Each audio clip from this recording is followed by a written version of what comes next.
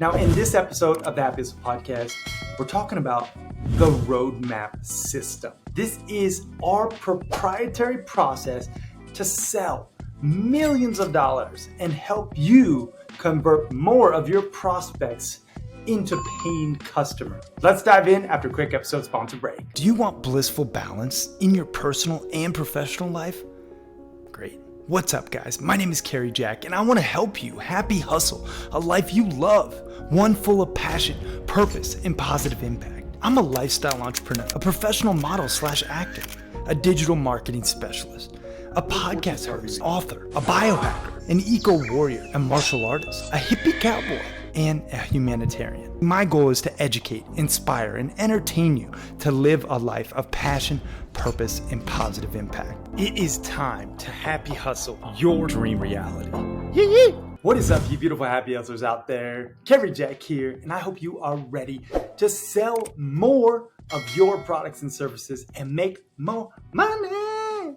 Because I'm going to share with you the proprietary roadmap process to make more money and more impact. This is legit the exact process that I have used to sell millions of dollars worth of my own products and services and other people's products and services. And I know it works. And it'll work for you too. And all you really have to do is just follow the roadmap process and you will make more money, and you will do so in a non-slimy, skeezy, scammy way, right? It's all about pressure-free persuasion, as my good buddy R.O.A.D.M.A.P talks about. And this is something that I pride myself on, really winning that relationship with that prospect, whether you win the sale or not, and just having a very positive interaction and just ultimately helping them make a decision. If you are selling anything, you as a sales professional or as a business owner or as a employee who is selling something, or as pretty much anyone who is selling themselves, you have to just realize that the goal in any sales interaction is to get the prospect to make a decision, be it a yes or a no, because indecision is thy enemy. So you really want to help them make a decision, okay? And in this roadmap process, it's going to walk you through step by step how to do just that. So I'm going to share with you the roadmap, overarching, different subsections right now, and then we'll get into each individually. So roadmap stands for rapport, obstacle, aspiration, demonstration, match, ask, and pull. Okay, so this is the roadmap acronym, and it breaks down rapport, obstacle, aspiration, demonstration, match, ask, pull. And this is exactly the itinerary for your next sales interaction if you choose to actually use it, because this is essentially a talk track that you can use to guide you and your prospect on a successful journey of helping them solve their problem with your product or service. Okay, so we're going to get into each and how to actually implement this stuff. So whether you're selling on the phone, you're selling in person, you're selling on a video call, this is how you can actually increase your sales conversion rate and how you can actually start to happy hustle a life that you love, where you're making more income and more impact. Now, big, just cautionary note, do not skip steps, okay? Do not skip steps. Every single step in the roadmap process is there for a reason. If you skip steps or you do them out of order, it's not going to convert nearly as effectively, okay? So just really make sure that you are doing the steps in the order, because they build upon oneself. And another very important sales note, listen and take notes. If you're on a sales interaction, you really want to make sure you're listening and taking notes. Therefore, you can leverage that verbiage later in your conversations with that individual. Okay, so really important, listen and take notes. Listening in and of itself is like really just the number one rule of sales. So making sure that you're actually listening to the person, not just caught up in your talk track and the next question you're gonna ask, really listening and being present, very, very important. Okay, so without further ado, let's get into the roadmap process. Now, rapport is step number one, okay? Rapport is essential. You have to actually start the interaction by building the rapport. Find out more about your prospect and ask them a question like, hey, where are you based? I love that question because it'll tell you a lot about the person, where they're geographically based. And then you can maybe think about something about that given geographic location and try to find that commonality. I also love to give an honest compliment. If I see someone's wearing, a nice shirt, or maybe, their glasses are a little unique or whatever, like I legit give them an honest compliment. You just want to make a little small talk here, because your first initial 30 to 60 seconds of an interaction often dictates the overall vibe of that, sales conversation. And it can ultimately dictate your sales success or failure. So you want to make a good first impression. And that's why building the rapport is imperative. And that is why it's step number one. Okay. Now, step number two, obstacle. Okay. Really, you have to figure out what's holding them back. What are they struggling with? Why are you talking today? What is going on? Really asking them, like, what are they looking for help with? And, listening to their answer. And then again, taking notes throughout the process. This is very important that you actually are asking them, why you're talking today. One, it establishes leverage for you being the person as higher up in the hierarchy per se, because if someone schedules a call with you, they are obviously seeking help solving the problem from you who has the solution. Now, that works great for inbound leads. If you're doing outbound sales outreach, then you would probably frame it a little bit different, where you still want to figure out why they wanted to talk to you and even accepted this call, but it would be a little bit different hierarchy in terms of who is actually there. Hopefully, you're there for mutually beneficial reasons, but very important to know that the one who asks the questions is in control of the conversation. So make sure you are in control of the conversation. Make sure you are asking the questions, and specifically make sure you are finding out about the obstacle in their way. That way you can use that verbiage and their obstacle to help position your solution. Okay, so you got rapport, step one. Step two, obstacle. Now, step three, aspiration. You have to understand what they really want, right? Like, what is their dream? And I like asking that question. Well, what's the dream? What are you really looking to build? What are you really looking to do? Really understanding why they want this is crucial. The why behind it is the fuel to their fire. This is going to be that catalyst, especially when adversity strikes. So you want to make sure you have that why very clearly articulated in this step three aspiration section, because this why is going to be something that you, again, can utilize later in the close. If hey, they want to lose weight, not just because they want to feel healthier, but they have an upcoming company sales or company trip with their entire staff and their entire team, and they want to look great in that red bikini, right? Like, this is the good why for them to, fuel them in their decision and ultimately in, embarking on that journey together with you in your product or service. So you have to understand the why, and oftentimes you have to ask a couple layers deep to get to that real why.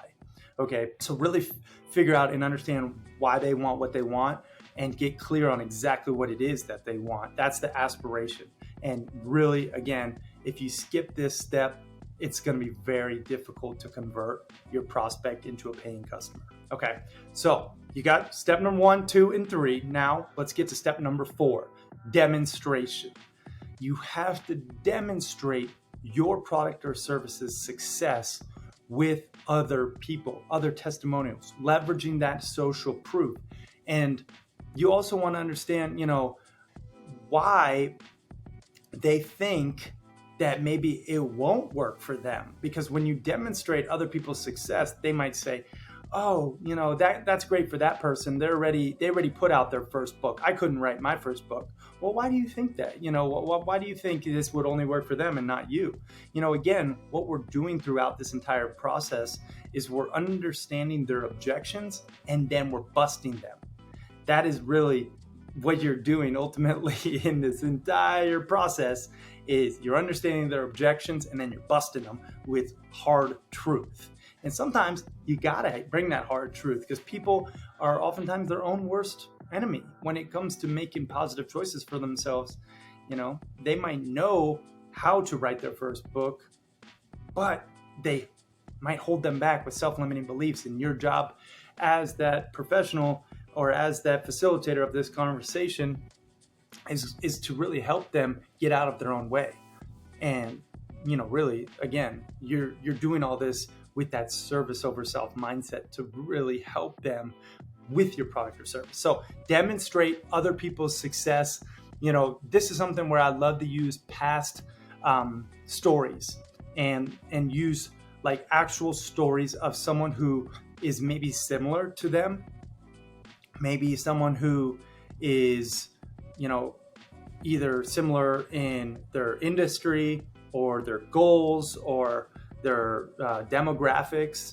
And then I can use this person. Sometimes I'll even pull up, literature or a testimonial video or their website and be like, look, this person became a professional speaker because of this process.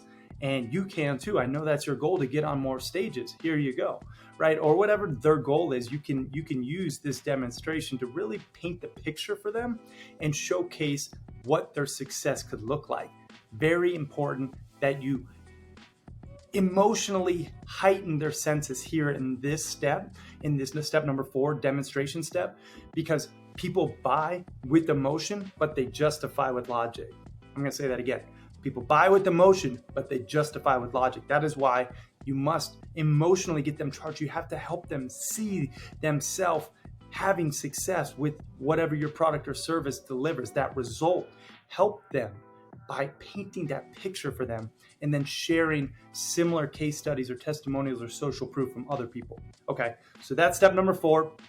So we got the road part done. We got rapport, obstacle, aspiration, and then demonstration, right? Now we're getting to the map part, okay? So step number 5, match. This is when you actually figure out if this person is really going to be a good fit for you in your program, in your product or service. Hopefully you already have a pretty good idea before they even get on the call, because you did your homework and you maybe have an application process that extracts that intel. But you want to make sure that this person is a good match for your product or service in order to ensure those results. Don't skip this step, because if you sell the wrong person into your program or product or service, like, you are just going to create a problem for yourself, a headache of a customer that really is not going to serve you or your ultimate goal or vision, nor them, because they shouldn't be there in the first place.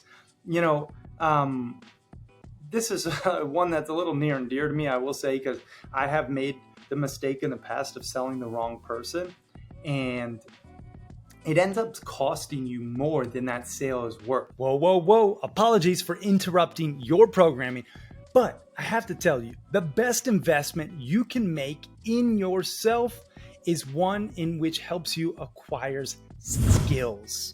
You've probably heard people talk about, just invest in yourself and you'll be successful. Yes, that's true to a degree, but you have to invest in skills that will ultimately help you achieve your desired results. And I think one of the best skills one can possess, be it an entrepreneur or an aspiring entrepreneur, is the sales sword. Really knowing how to sell, utilizing pressure-free persuasion, which will make you more money and more impact.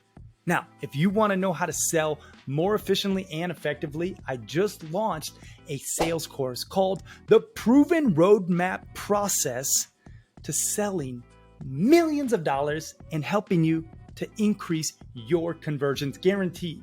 And you can get access to this new sales course that The Happy Hustle is launching at thehappyhustle.com/sales. And if you act fast, you'll get it at the lowest price it'll ever be available, because we are launching it and we want to gain amazing testimonials and social proof to further share this knowledge. So if you act fast, you can get it at the lowest price it'll ever be. That's at thehappyhustle.com/sales. Now let's get back to this episode. Oftentimes, it's like Pareto's law, really. You ultimately will get 20% or 80% of your desired results from 20% of your actions. And oftentimes when you are selling the wrong type of people, 80% of your headaches will come from just 20% of those people. And so you have to think about, okay, is this person actually a match for me? Is it a fit? Do they qualify? And be okay to walk away if they don't qualify. I always think it's really important to think about matching this person with your product or service properly, because you want the word of mouth referrals. If you don't get the proper match on the front end, you will not get those word of mouth referrals, which are AKA your best leads later down the road.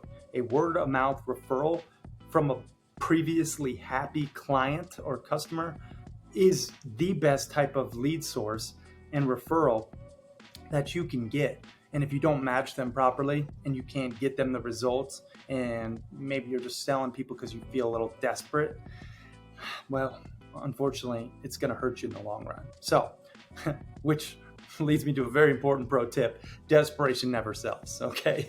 The one who needs the sale the least typically, ultimately, will win in the long run. And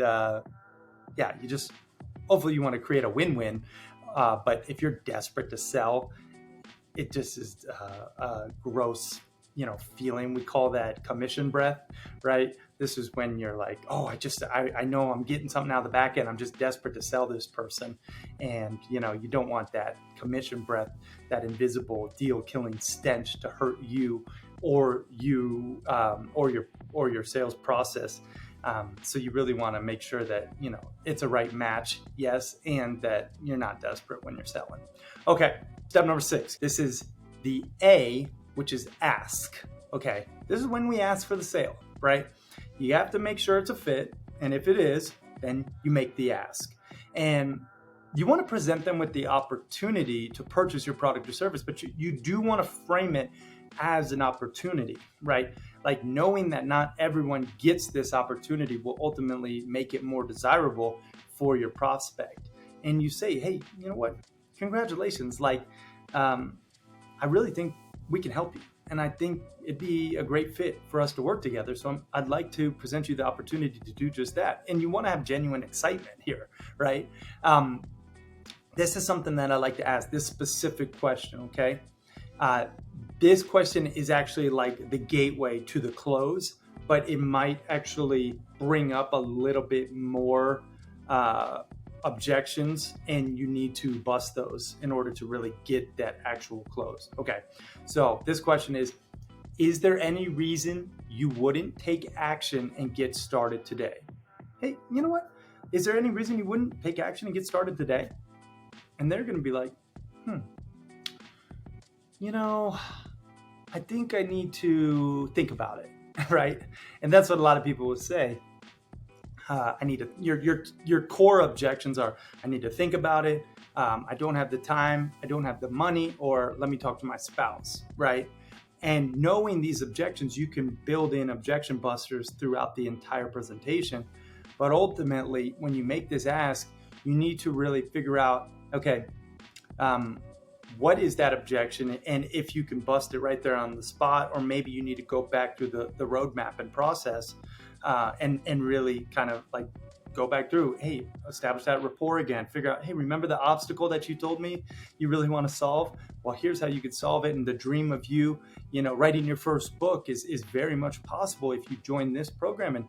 And then remember, Cindy Lou who wrote her first book and became New York Times bestseller, like here you go, right? And then remember, we don't work with that many people. So me presenting that to you. And so sometimes you have to go back through that process and just like high level terms and really kind of get them again emotionally charged, addressing their pain points, the dream, and really emphasize what's possible for them and how you can help them achieve that desired result.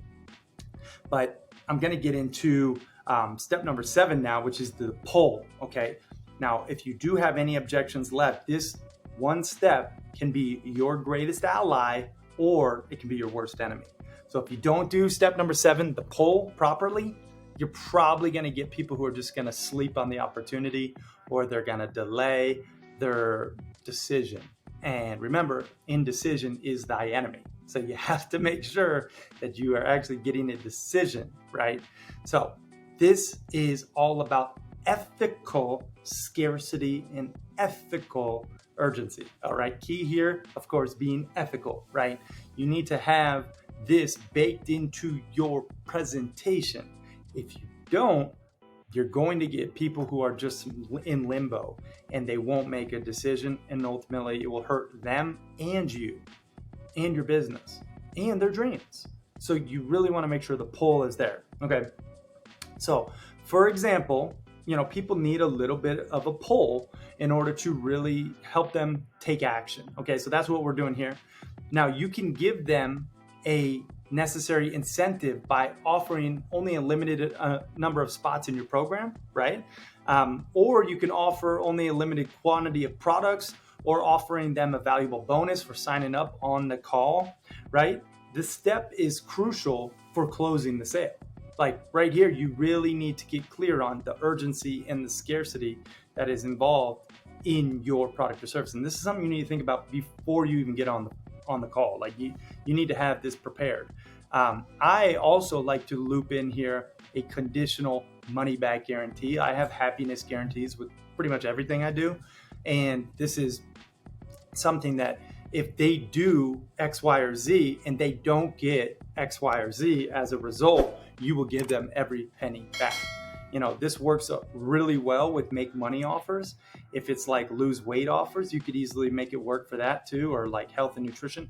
Hey, if you go to the gym and follow our exact, nutrition and exercise plan and you don't lose 10 pounds in the next, 90 days, I'll give you every penny back. It's a no-brainer. It's a risk-free offer. And you really want to make sure that you are structuring a 3-hour window. I like to keep it a 3-hour window. You can keep it shorter. You could do a little longer, but I wouldn't do it a 24-hour window. I wouldn't do it overnight because that's when people will lose that emotional component of that process that you just hyped them up. You got them so excited and they sleep on it, and then their logic kicks in, and ultimately you can talk yourself out of just about anything, and people often do. So that's why it's important to structure that 3-hour window. But you have to have the scarcity and urgency at play. So again, scarcity could be, hey, I really only work with 3 new clients a month, and I already had 2 clients sign up, and I have 4 calls next week. So I have 1 spot open right now. That could be the scarcity, right, for your program or product or service. Now the urgency could be, if you sign up within the next 3 hours, I will legit get you full access to all of my courses, all of my past master classes, my free audio book, or whatever. The urgency is there as more so of a bonus incentive. I don't like discounting. I think discounting is something that can oftentimes devalue your brand, but you can always add more to your product or service. You can give more as a part of that urgency. And the scarcity, again, should be ethical, meaning if you work with more people than just those 3 and you're saying you only work with 3, but then you sign up 5 and they find out, it's going to kill the trust. And that's everything in life and business. You got to make sure you have the trust. So make sure this step, you're doing it properly. The poll, step number 7, very important. And then I would really make sure if they do say yes, get your credit card or your QuickBooks or your Stripe account or your PayPal information. Take care of the information right there on the call. Get their credit card information or do the wire transfer or make the PayPal, and then actually just don't wait until they get off the call. Make it happen, and don't let that awkwardness hold you back from this pull, or from this ask. Because I think a lot of people, and I've done this in the past for myself, I've been a little bit timid to proceed with people who are on the fence. And sometimes I've let sales just disintegrate, knowing that I could really help them, knowing that I could really help them reach their goals, their desired outcomes. But I felt a little bit of insecurity around myself and a little bit of lack of confidence with my product or service. And I didn't necessarily want to be pushy. And sometimes I've actually let sales go when I know it could have been a yes, but it became a no because of my own insecurities, my own lack of confidence. So these last two steps, the ask and the pull, are really important to make sure you do properly, but also you need to maybe release any self-limiting beliefs around your worth. See, a lot of people don't believe they're worth it, and so it will cause them to not sell at the price point or the investment level that you could be charging for. And ultimately, you'll be hurting yourself and the prospect who you could serve. So you really have to think about this. Maybe for you this resonates. Maybe the lack of confidence or the self-doubt creeps in. This is where you really got to go back to the social proof and the testimonials of people that you've gotten results for. And then you can leverage those people again and really kind of build your own confidence, and then build the prospect's confidence as well, and say, look, I know this is going to work for you. One thing I do like to say in this last section, and I think this is a really great line that I've been using, and I really think it is very effective because it's true. I say, truly, my life is not changing 1 percentage point, whether you sign up or not, whether you buy this product or service or not. But I know yours will. And they're like, damn, yeah, you're right. And I was like, yeah, I know my life's not changing, really, 1 percentage point, but I know yours will. And that's why you're here. And that's why I really think if you sleep on it, or you wait till later or next year, like, there's never a great time to do this. The best time was a year ago. The second best time is today, And so what do you say? And they're like, all right, come on, let's get this. So you get them excited, and then you sign them up. So this is the roadmap to your success when it comes to sales conversions. I'll recap it again. This is like a talk track that you can leverage.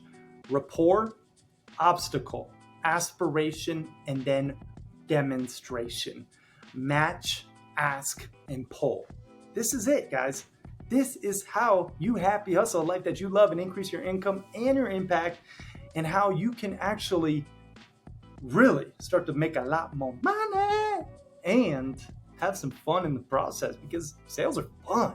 Sharpening your sales sword is fun. And really, if you follow this roadmap, you will be not only having fun, making money, and making impact, but you'll be serving other people. So sharpen your sales sword, follow this talk track. And one last final note I want to say, be yourself. You got to be yourself.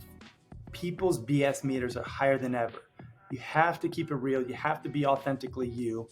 And you want to make sure that you are selling with that integrity, the utmost integrity.